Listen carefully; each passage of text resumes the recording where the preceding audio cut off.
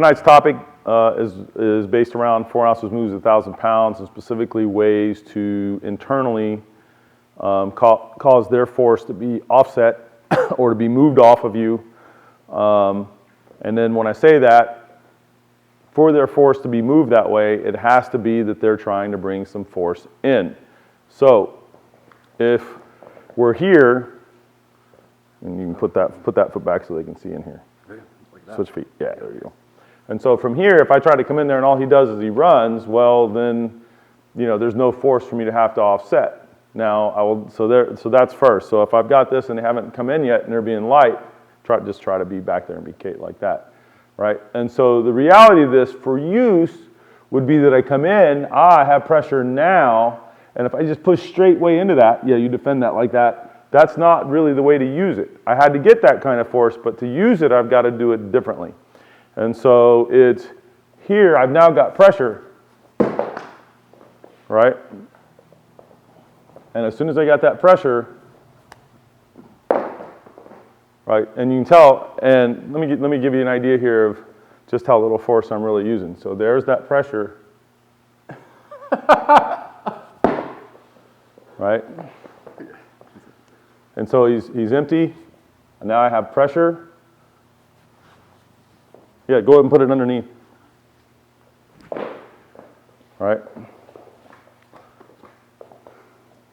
He's empty, now I have pressure. And you can tell I'm not having to use a lot of power on him.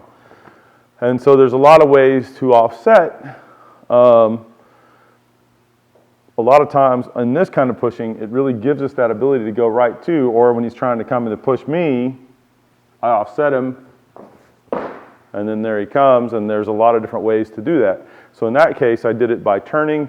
I could do it by sinking out of there. So I'm still strong here, but loose this way, and so it gave me that to use on him. And I actually used a lot more than I needed, so just to give you a better, like that. It could be pushing my fist that I come off at an angle, and look how hard it is for him. And all I'm doing is I'm making, if he stays straight to me, then he's got a place to push to. And if I want to push to him, now it's force to force and double weighted in a bad way, right? Double weighted is always bad. And so when I come off of there, I made sure I wasn't double weighted, and I've got a line into him on his pressure, but he does not have a good line into me. And as soon as he gets one, I'll change that angle again and again and again, and then it doesn't take a lot to get him out of there like that when you understand it, right? And so when we're playing, I'll internalize that stuff. And the trick is that once you start to get the hang of it, is to not add extra stuff. It really is just light, like I don't have to use that much. I have to be correct. I have to be able to get to inside of him so that I know right where he is. But if I push into that with strength, that is wrong, right?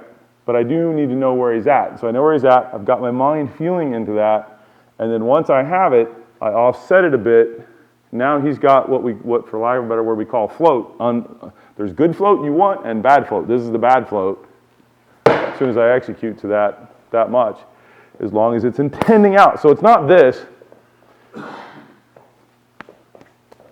right? It's that I'm in there, make a fist once.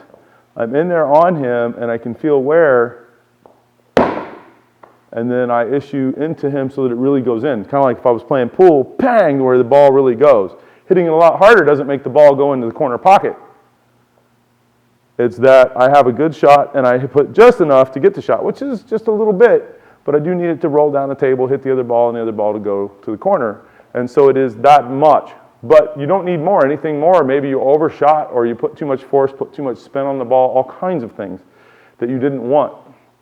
And the goal here is to have enough control that you can get what you want, including, so I'm sending them that way, bringing them past me to one side, or pitching them over, whatever it is you want. And then how do I get that without using force? If I just came in here, I'm having to force that a whole bunch. If I come this way, I I had to use some force, and as I get better at the offset, then I can use less and less and less and less and come in and push me here. Sorry. Yeah.